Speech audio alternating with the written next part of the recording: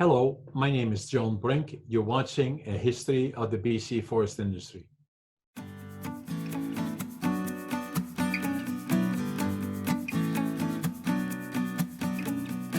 Thank you for joining us today. I'm joined by my guest today, Todd Corrigall, who is the CEO of the Chamber of Commerce in Prince George. Hey, Todd, thank you for joining us. Hey, John, thanks for having me. Yeah, just beautiful sunny day in Prince George. And obviously we are on Zoom, which is always interesting. It is kind of the new world. Although from where I'm sitting at our location at River Road, I don't know if you're at the office of the chamber, but I can nearly see it all the way from here. No, I'm just, it's the new reality. It is. So, Todd, tell us a little bit about you. Sure. So I've been in this position, I guess, for about 3 years now.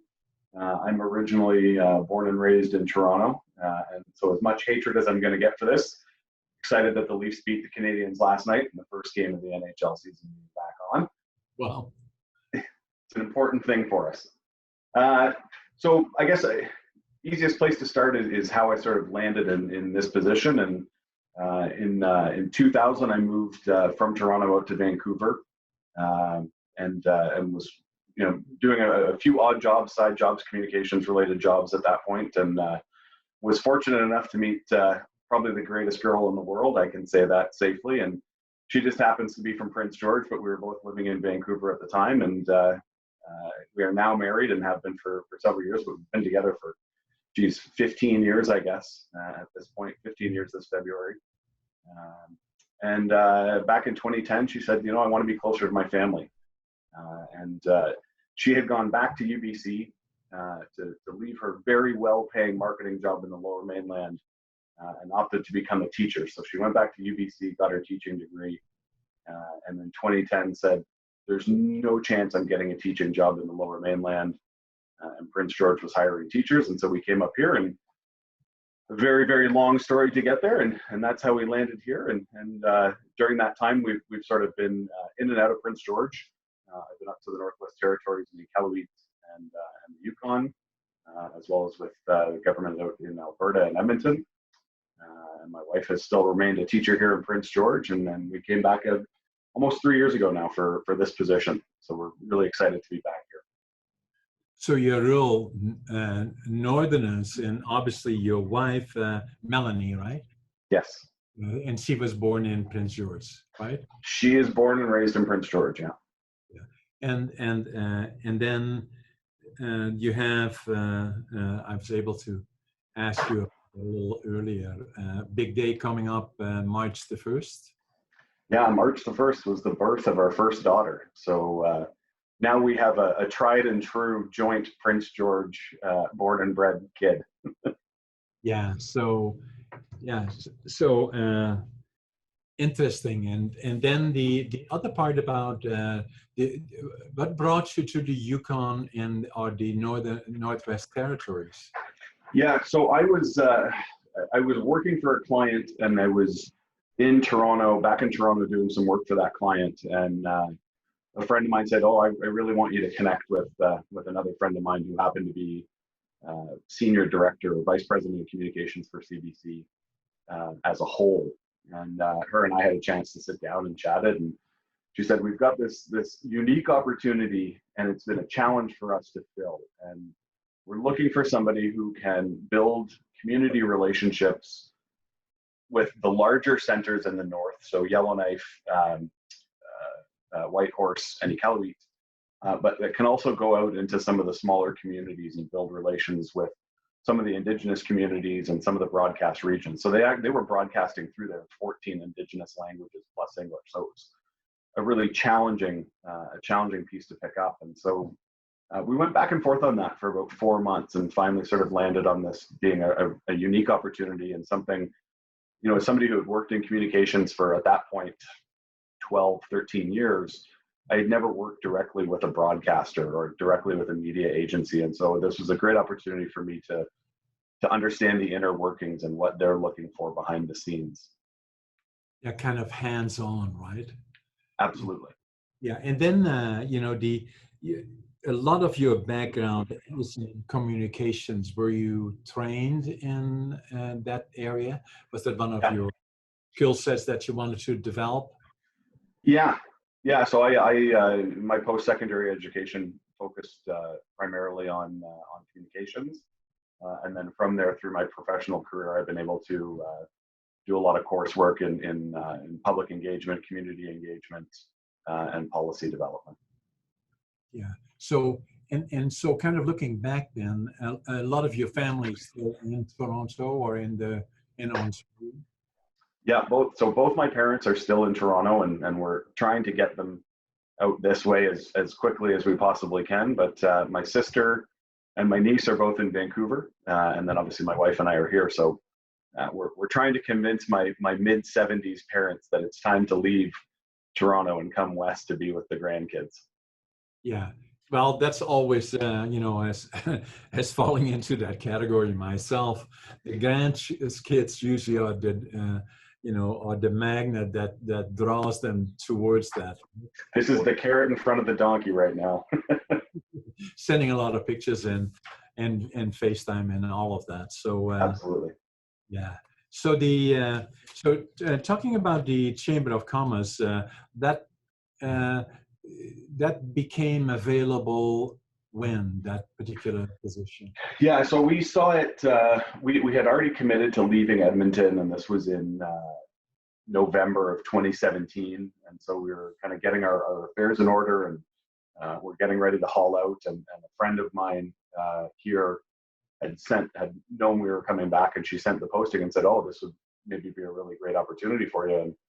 And took a look at it and applied for it, and started at the beginning of January 2018. Yeah, and so the other part that you were involved in the city for a period of time as well, right? Was that also in communications? Yeah, a very short period of time. I was a manager of communications here with the city of Prince George, which was an interesting time because it was all leading up to the Canada Winter Games and through those opening ceremony opportunities. So it was a great opportunity, having been here for a few years prior to, and sort of seeing where the city was in 2010 and then where it had come to at the time of the games. Exactly. Which is also a unique piece, then leaving and going to Alberta and coming back and seeing where the city had evolved to as well. Yeah, it gave you that unique perspective, right? It's a lot easier to see something when you can take yourself out of the situation. Exactly. And then it was also, if I remember correct, a kind of a changing of the guards in the Prince George area, so that I believe there were provincial elections as well as local elections, and I think Mayor Lynn Hall came into the picture. Correct. Yeah. So there was a change in both municipal leadership from an administrative standpoint, but also from a council standpoint. And I believe there was a provincial election that followed quite closely after that. Right. And then, so now talking about the Chamber of Commerce again, gave you in your career a different perspective, because you're dealing with membership, you're dealing in a broader spectrum with community leaders as well as provincial industry leaders, as well as politicians, provincial politicians. So it created something new to you than having a very broad-based membership that includes smaller companies as well as the larger companies that are all members of the Chamber of Commerce. So tell us a little bit about the Chamber of Commerce in terms of, for our listeners that maybe are not familiar with it, what's the function of the Chamber of Commerce, and what have been the changes to the Chamber of Commerce here in Prince George? Yeah, great question. The way I try and sort of wrap that up with a bow and explain it as succinctly as possible is we exist to serve our members, and we do that by creating an environment where we can take their needs, concerns, or wants to municipal, provincial, and federal politicians, but B, where we can work constructively with them to help develop sound policy matters that we can then take to all three levels of government and say, your revenue is derived through taxation. And without these businesses, your revenue streams are going to dry up. And so these are the areas that we need to look at to ensure that there's a healthy and viable business community. So if we looked at Brink Forest Products, for example, and we look at tenure transfers, or we look at stumpage rates, which are two major concerns for the forestry industry as a whole. These are two large files that we've been working, not only locally, but we're also a member of the BC Chamber of Commerce at a provincial level and the Canadian Chamber at a national level. So it gives us that ability to advocate to, if it's FLNRO at a provincial level, or Ministry of the Environment and Natural Resources at a federal level, there's strength in that capacity to have these discussions. Yeah, and then at the same time, to be effective, you stay apolitical, because and then at this, so that means that if you're advocating positions, they have to be to the broader good of the underlying principles in terms of growing business, but not a particular business. So they are not for the purpose of advancing one company over the other, but they are more or less based on the broader spectrum of how can we grow the industry in a region, and how can we connect decision makers with the people that own these companies and are job creators. Yeah, it's such an important point.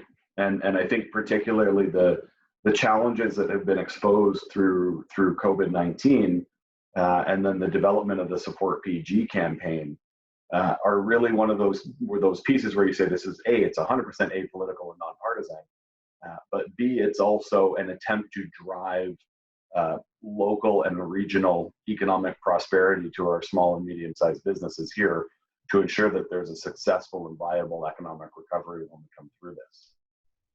Yeah, and now if I kind of look at the role of the CEO, and I'm a little bit knowledgeable about it because at one point, quite a number of years ago, I was also a director on the Chamber of Commerce, obviously, and I'm a strong believer in, that we have a strong Chamber of Commerce in the region and in George, and that we have strong leadership. Because their function is not just interacting with their members, but also to keep a finger and an eye on what really is happening as we go forward, and how could it affect our membership, and what else can we do to make something happen that is to their benefit. So you're not only constantly interacting with your members, but you're also talking to other forces that maybe have contemplating opportunities in the Prince George area for an investment, but also in terms of understanding trends within industry, and like the forest industry. And for instance, I know you have the Chamber of Commerce, and I'm quite involved with the Council of Forest Industry. I'm the vice chair, actually, and have been very interactive with the different communities in the Chambers of Commerce to communicate to them what's happening and why they need the support of the communities to advance their opportunities as the industry is in transition. And it gives somebody listening an idea of that, that all of this strategically is extremely important. And members or other people in general may not hear about this as much, but it's always something that is actively being pursued. Yeah, I couldn't agree more. And one of the initiatives we kicked off from Prince George. So March 16th, I guess, was when the provincial order came down that offices should close and start practicing the distancing. And so what we did, and I can't stress this enough, this was done because we have incredibly active local politicians.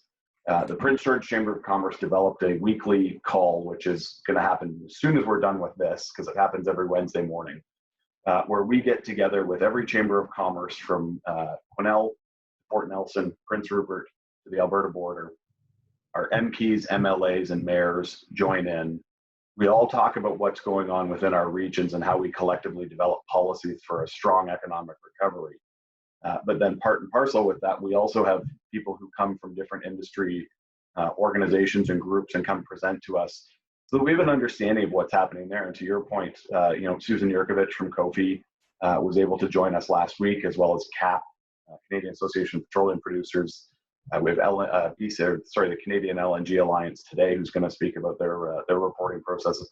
So these are all opportunities where we need to understand from a large scale perspective our driving economic factors, which are resource development, mining, forestry, oil and gas, how we assist in these different areas and how we help pursue messaging around that. Because the trickle down, and I hate to use that term because it's tied so negatively in the US, but the trickle down effect of that is a strong resource development economy in BC is what's going to drive our joint economic recovery, not just in BC, but in Canada as a whole. And then that really helps support all of our small and medium businesses here in town.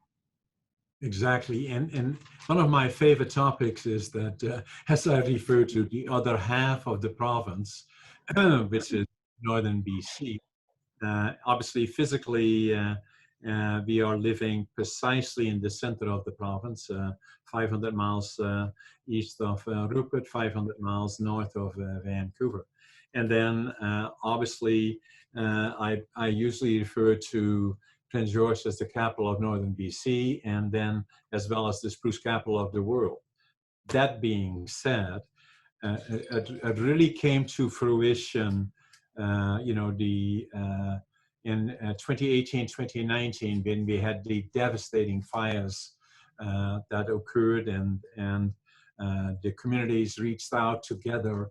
Not only Prince George, but in particular Prince George helping take a leadership role with the other communities and viewing them as one and bringing a lot of people and help and assistance to get through that very, very difficult period. But it did another thing. It showed that precisely what follows your Wednesday meetings is that we are one as Northern BC, and the communities are one as the Northern BC communities. That I always remind my friends in the other half of the province that 70% of the GDP is generated in Northern BC. Don't want to rub it in, but the facts are the facts. And so rub it in, keep rubbing it in. Yeah, so suffice to say that if there are problems in Mackenzie, there are problems in Prince George. When there are problems in Vanderhoof, it is our problem as well, and there are then problems. So when I say if there are problems in Quesnel, we view this as our problems as well. We want to build the region stronger together. We cannot do it alone, neither can Prince George, although it is the largest in the community. But what we can do, and I've seen that under Lynn Hall in particular, and with the council and Bob Simpson and Joanne and Mackenzie, of bringing these communities together.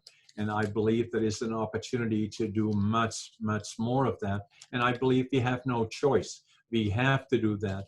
The opportunities are there, although the forest industry is going through challenges in restructuring, that the opportunities are still very, very much there.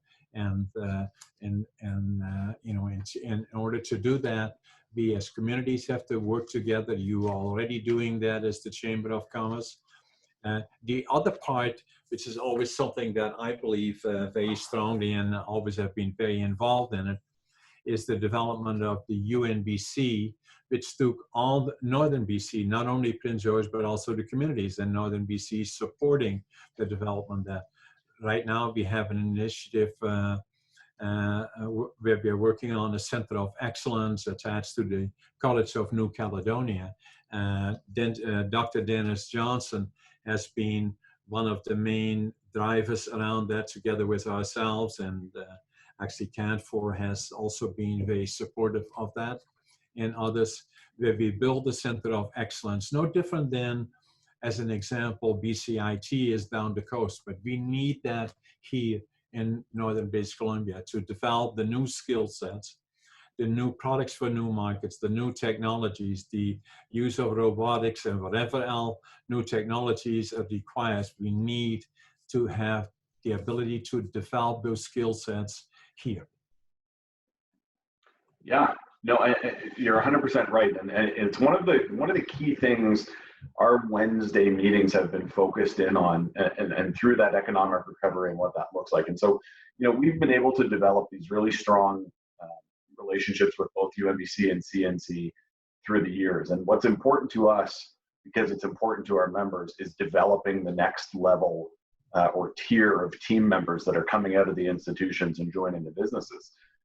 They want people who are ramped up and as ready to hit the ground running as possible. And the chamber feels that we can play a strategic, albeit smaller role in that process. And so it's a great opportunity for alignment. When I go back to our Wednesday discussions with the elected officials and chambers across the North, a lot of what we're talking about is, where are these retooling opportunities? Where is the $1.5 billion that was invested in Clean BC? And understanding what impacts COVID has developed, and how do we now take that taxpayer money and reallocate it to our businesses and to our post-secondary institutions to ensure that they're helping students best understand preparatory processes that they're going to need to take for what's likely to be a new economy as they come out. There's some challenges in the forestry industry. So what does that look like? Is that going to be new processes and new tools that change the way this is developed? Is it going to be new plants and new operations that take on an all-in-one housing type of mentality? And so these retooling opportunities are somewhere where the provincial government can certainly step up and play a significant role through the Clean BC money that's already there. Excellent, Todd. Tell us a little bit more about the Chamber of Commerce in Prince George in terms of membership that you have. You have a board of directors, or actually, how does it kind of fit, especially for some people that are maybe contemplating or not members and should maybe be? Tell us a little bit in a general way. Well, every business should be a member of the Chamber of Commerce, and I stand firmly by that position. But we are governed by a board of directors. We just held our AGM back in June, which was not typical. Normally that would be held in March.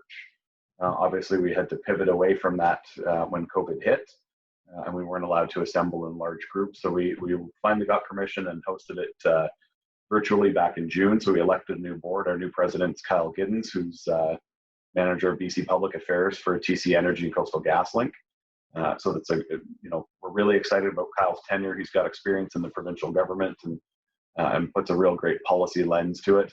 But what we've also tried to do over the last number of years, 2 or more, is create a better sense of diversity of the board. And when I say diversity, I don't mean gender, I don't mean race, I mean representative portions of different sectors of our business community, so that when issues are going on, we have an opportunity to talk about this quite strategically and put the lens of an expert or subject matter expert on the board to those discussions. So it's been really fantastic to see happen. With that has actually come to a point where now our board is, we're a 15-member board. We have 8 women, 7 men. So the ladies have just beat out the men, as Stephanie Leong, one of our board members, likes to point out, which is great. And the reason the businesses should be involved in the chamber, the hope for why a business would get involved in the chamber is they see the value of community building, because that's what we're here to do. We're here to create an environment whereby our community can grow over the long term. So what gets us really excited is business owners and operators who say, I want to be a part of this, I want to be a part of the discussion, but most importantly, I want to be a part of the solutions. Excellent, yeah, for sure. So your meetings on Wednesdays where you talk in particular to the chambers and other areas, is that mainly in the north then, or is it throughout BC? Yeah, so right now it's from Quesnel to Fort Nelson, and then Prince Rupert to the Alberta border. So we're already covering sort of the massive landmass that is essentially Northern Health minus a couple of different regions. But we're trying to put a perspective to this where all the representative industries that have direct impacts in Northern and Central BC are represented at that table. Excellent. And talking a little bit more about your family, your wife is also involved professionally, is a teacher. She's a teacher. Yeah, she's been a teacher here since 20, I guess right when we came up, 2010. We moved up in September of 2010. She was hired, I think probably the week after we got here, and she's been with SD57 since then. And she's in a pretty unique position and really loves it, but obviously is currently on mat leave. Yeah. What's the name of your daughter? Violet. Yeah, nice. Very nice. Yeah. So thank you for being my guest today. Anything else you want to mention before we go? I mean, I certainly appreciate the opportunity, John, and anytime we get to talk about what the Chamber is doing is a real benefit for us. And like I said, we are realistically all here to build a future for Prince George and what Prince George can become. And there's a number of great opportunities there. So we look forward to everyone's participation in that process. Thanks, Todd. Thank you for being my guest. Thank you, John. Thank you for watching our program today. Our guest today was Todd Corrigall. He is the CEO of the Chamber of Commerce. And the Chamber of Commerce, an extremely important organization in a community that ties together the smaller, medium-sized businesses and access and interaction between them, the communities, and politicians. Very interesting communications with him and finding out a bit more about it. So again, thank you for watching us, and we'll see you the next time.